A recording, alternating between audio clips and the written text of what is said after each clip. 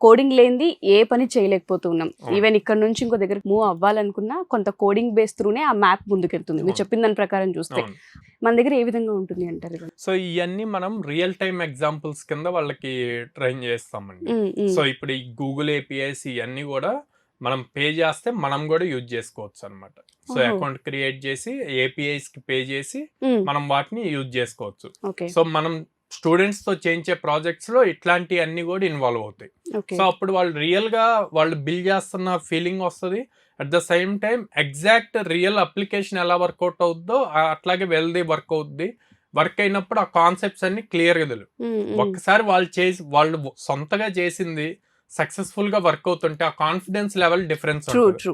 So same వాళ్ళు దాన్ని resume లో మెన్షన్ చేస్తారు. మెన్షన్ చేసిన దాన్ని బేస్ చేసుకొని టెక్నికల్ రౌండ్ లో కానీ హెచ్ఆర్ రౌండ్స్ లో కానీ వాళ్ళ క్వశ్చన్స్ అన్ని వాటి మీదే డిపెండ్ అయి ఉంటాయి.